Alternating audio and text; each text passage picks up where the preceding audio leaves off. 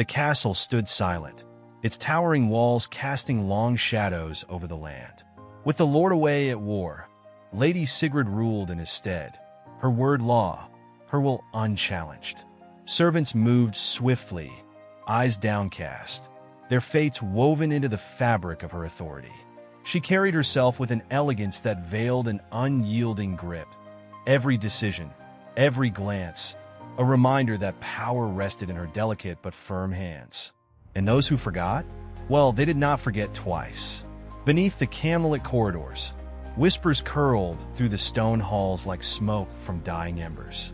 "She is too bold," some muttered, but none dared say it aloud where her sharp ears could catch it. Emotional stories of lords returning to find their domains altered haunted the minds of those beneath her. Yet, Lady Sigrid showed no concern. The weight of command had settled comfortably on her shoulders, and she wielded it with a grace that blurred the lines between necessity and indulgence. Magnus, the castle's cook, watched from the shadows, his hands kneading dough with a force that betrayed his unease. He had seen how her gaze lingered, how she tested the limits of obedience with soft-spoken commands that held the weight of steel. Forbidden love was not the concern. It was the games of power, the fine line between loyalty and surrender. He had served the Lord for years, but now it was Lady Sigrid who held the kingdom in her palm, and he was unsure where he stood. Outside, the wind howled against the castle walls, a reminder that beyond this fortress, chaos reigned. Yet inside, it was another kind of storm, one of control, of subtle manipulations. The lady did not raise her voice. She did not need to. A single glance, a softly spoken order, and the servants scurried like mice. She understood what many rulers failed to grasp. True power was not taken with brute force, but cultivated like a slow-burning fire, its warmth irresistible, its flames inevitable. Each morning, she sat upon the great chair at the head of the dining hall, her fingers tracing the carved wood of the armrests. The seat was meant for Lord Pyrrhus, yet it fit her just as well. Some servants fumbled under her stare, others flourished, eager to prove their worth. Magnus, however, did neither. He was careful, calculated. He knew that power did not merely shift. It tested, it molded those caught in its grip. And he was unwilling to be shaped into something he did not recognize. Stories traveled faster than messengers. And already, rumors of Lady Sigrid's rule spread beyond the castle walls. Some spoke of her cunning, others of her beauty, and a few, those who had witnessed her sharper edges, whispered warnings. She had not usurped her husband's place, but neither had she merely filled it. She had claimed it, molded it to her own will. And those beneath her, whether they realized it or not, had begun to bow not out of duty, but something far more dangerous, admiration. The flickering torchlight cast long shadows across the stone floor, dancing with every shift in the air. Magnus, preparing the evening meal, felt the weight of an unseen gaze. He turned slightly, and there she stood, watching, measuring. There was no need for words. The question hung in the space between them. Would he obey as a servant should, or would he resist? The answer had not yet revealed itself, but one truth lingered. Under Lady Sigrid's rule, no one remained unchanged. Beyond the castle gates, war raged, and Lord Pyrrhus fought battles of steel and blood. Yet within these walls, a different kind of war was being waged, one of quiet commands, unspoken challenges, and a dance of dominance. Lady Sigrid was not merely waiting for her husband's return. She was shaping the world in his absence. But power, once claimed, is not so easily relinquished. And with each passing day, her hold tightened, setting the stage for what was yet to come.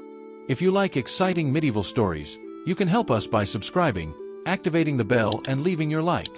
Magnus had spent years within these castle walls, his hands stained with flour, his arms strong from the weight of iron pots and barrels of wine. He had always known his place, loyal, silent, unseen.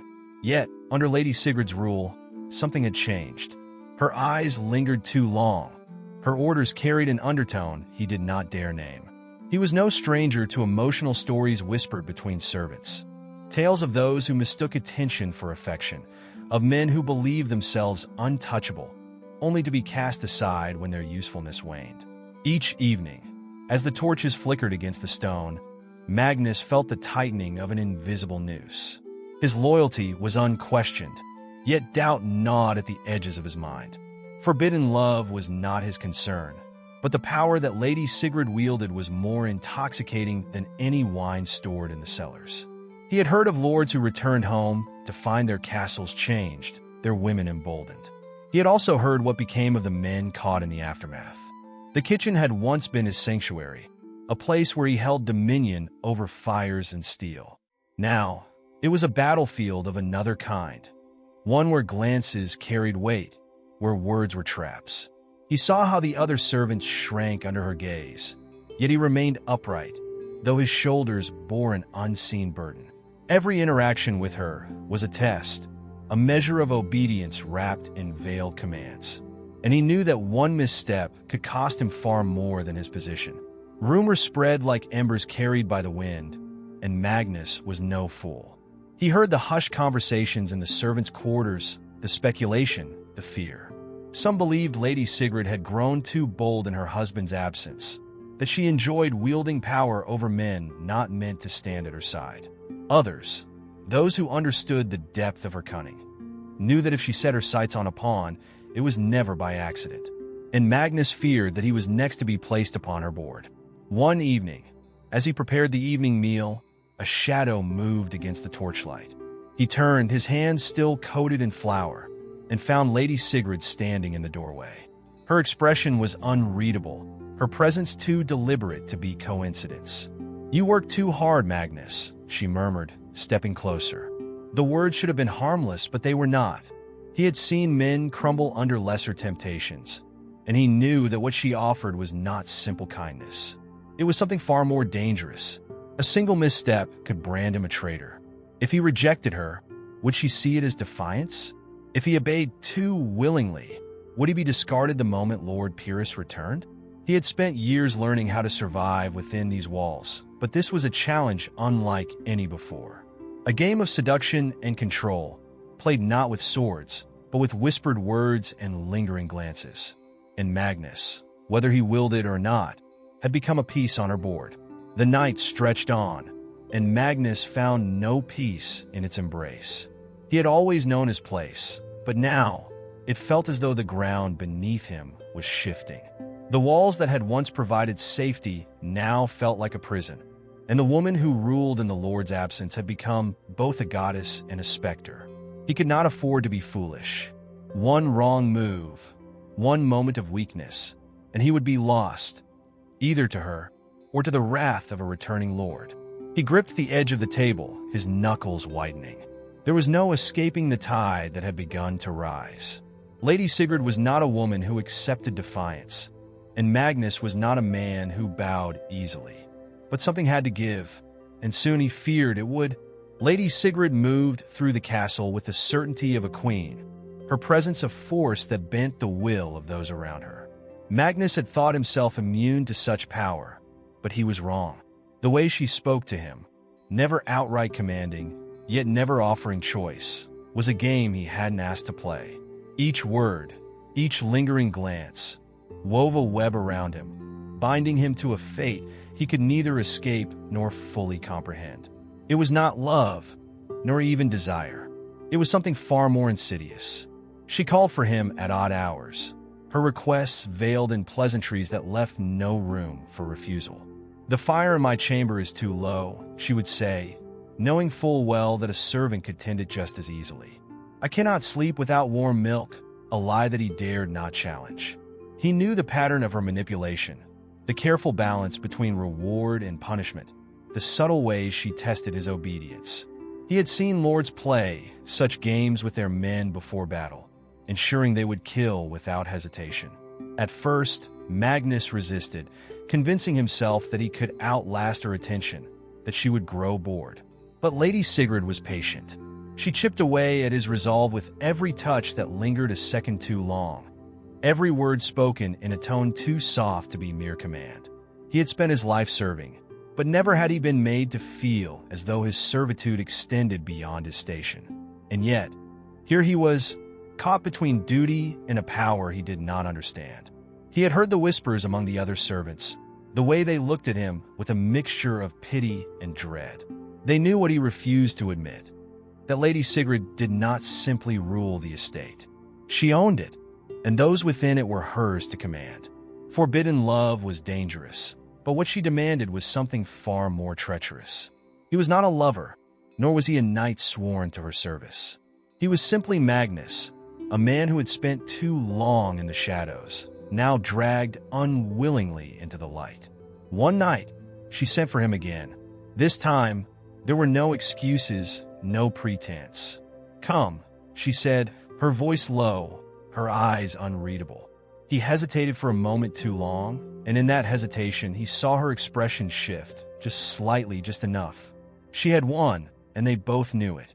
He followed her into the chamber, though every step felt like a betrayal of something he could not name. The doors closed behind him, and with them, the last of his resistance. The game had reached its peak. Lady Sigrid did not need to raise her voice, did not need to demand. She had crafted this moment with precision, weaving a tale where Magnus was no longer merely a cook, but a man caught in the gravitational pull of a woman who held the castle in her grasp. Romance had no place in this story, nor did sentimentality. This was about power, hers over him, his over nothing, and still he remained. The firelight flickered, casting shadows that seemed to whisper of what was to come. Magnus had spent years believing himself strong, unshaken. But strength meant nothing when the battlefield was not made of steel and blood, but of whispers and soft hands that knew how to command without force. His fate was no longer his own, and whether he accepted it or not, he had already been claimed. The war beyond the castle walls was nothing compared to the battle within. And somewhere, far beyond the reach of his knowledge, Lord Pyrrhus was returning. The sound of hooves against the stone bridge shattered the night's silence. The guards barely had time to open the gates before Lord Pyrrhus rode through, his cloak heavy with dust, his armor bearing the scars of war.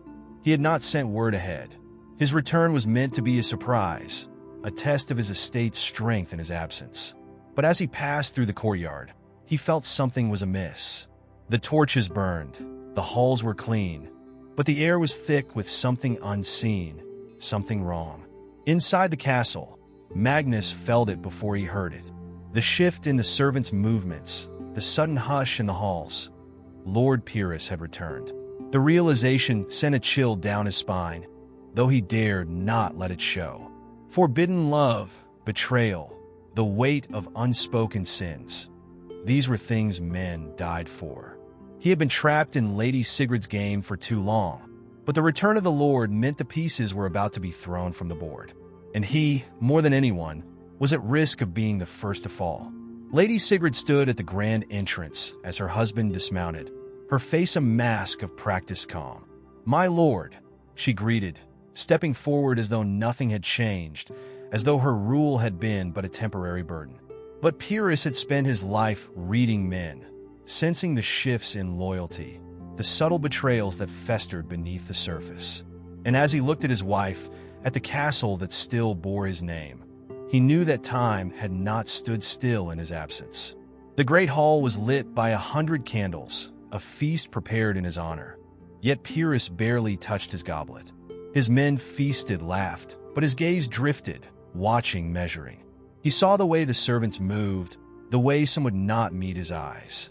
He saw Magnus standing near the kitchen doors, silent, stiff as a man awaiting judgment. And then there was Sigrid, seated beside him, her fingers resting lightly on the goblet's stem, poised, unreadable. A woman who had not merely kept the castle in his absence, but had ruled it. "Tell me," Pyrrhus said at last, his voice calm, almost lazy. "What news from my land?" The question was innocent, but Sigrid knew the weight behind it. She smiled, a slow, deliberate expression. "The land thrives, my lord," she answered smoothly. "Your people are fed, your walls are strong, and your servants loyal." At that, Pyrrhus shifted his gaze to Magnus, holding it there for a moment too long. And Magnus, though he willed himself to remain still, felt the heat of suspicion coil around his throat like a noose. The night stretched long, each moment a silent battle between knowledge and ignorance. Pyrrhus was a man who played the long game, who let truths reveal themselves in time. He would not act in haste, not without certainty, but he saw the way Magnus carried himself, the way Lady Sigrid watched him from the corner of her eye, like a queen assessing the stability of her knight. Emotional stories of war and bloodshed had shaped Pyrrhus into the man he was, but it was the war inside his own walls that now demanded his attention. As the feast ended, Pyrrhus rose, his armor catching the light. "It is good to be home," he said, though his voice held no warmth. "And I expect my castle to be as I left it." A statement, not a request. The servants scattered, the hall emptied, but Magnus remained, frozen in place. He had survived battlefields of a different kind, but this was something else entirely. Lord Pyrrhus was not a man to be deceived. The reckoning had begun, and whether Magnus willed it or not, the weight of his choices was about to crash down upon him. The castle walls had held many secrets, but none remained buried forever. Pyrrhus had returned, and with him, judgment. Whether it would come as steel or something more insidious was yet to be seen. But Magnus knew one thing. He was no longer merely a servant caught in a woman's game. He was a man standing on the precipice of fate, and the fall was inevitable. The dawn broke in streaks of crimson and gold, but within the castle, the air was thick with tension. Lord Pyrrhus had spent the night in silence, watching, waiting. His return had not been met with the unease of a castle that merely missed its master.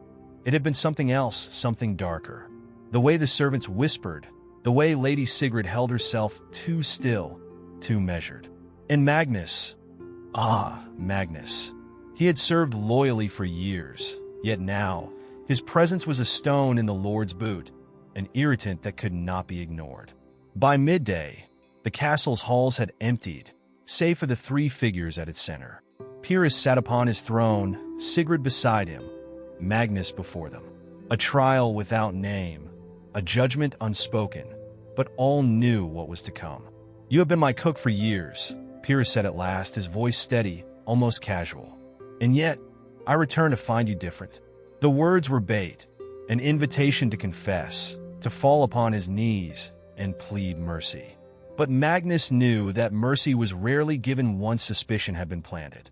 Lady Sigrid, ever composed, tilted her head slightly, a gesture so small, yet so deliberate. "My lord," she interjected, her voice smooth as silk, "Magnus has served me well in your absence. He ensured the castle ran as it should, saw to the needs of our people. A defense, yet not a denial." Her words were a careful thread in a tapestry only she could weave. To deny outright would be foolish. To admit anything would be ruin. And so, she danced between them, knowing that one misstep could send them both to the gallows. But Pyrrhus was not a man easily deceived. He had faced enemies who hid daggers behind false smiles, had battled men who would rather lie than fight. He knew the scent of betrayal, even when cloaked in silk. He turned to Magnus then, studying him the way a hunter observes his prey. "And you," he mused, "do you swear your loyalty remains with me?" The question was a noose, tightening with every second that passed. Magnus could feel the weight of Lady Sigrid's gaze, the silent warning in her eyes. Whatever answer he gave, it would seal his fate. A servant entered, bearing a goblet of wine, and the moment stretched unbearably thin. The choice was his, yet it was no choice at all. To claim innocence would be to cast doubt upon the lady, and she was not a woman who suffered betrayal lightly. To admit to what had transpired, what had been carefully woven between glances and silences, was to sign his own death sentence. Romance, love, desire, none of it mattered now. Only survival. "I live to serve my lord," Magnus said at last, his voice steady despite the storm inside him. Pyrrhus nodded slowly, as if weighing the words, the silence between them heavy as iron. "Good," he said, but the word held no true meaning. It was not an absolution, not a verdict. It was simply a pause, a moment before the blade either struck or was stayed. Lady Sigrid exhaled softly, a breath so quiet it was barely noticeable. Yet, in that breath lay victory. Magnus had chosen, and with that choice, his chains were secured. Pyrrhus might suspect, but without confession, suspicion was a beast without teeth. But the lord of the castle was not a man to leave debts unpaid. As the day waned, he made his decree. "Magnus," he said, rising from his seat, "your service is no longer needed in the kitchens. You will accompany my men to the borderlands. There, you will serve me in a different way. Banishment, a punishment disguised as duty. Not death, but exile, a fate that spoke volumes." He was removing the threat without drawing blood, but Magnus knew the message beneath the command. "You will not remain where she can reach you." Lady Sigrid did not flinch, did not protest. She merely inclined her head, accepting the decision with a grace that betrayed nothing. Yet, as Magnus was led away, he knew the truth. She had won, perhaps not the battle, but the war within these walls was hers. And as the castle doors closed behind him, he wondered if Lord Pyrrhus truly understood the kind of woman he had left behind. The castle would remain standing. The war would rage beyond its walls. But within, beneath the surface, something far more dangerous had been set in motion.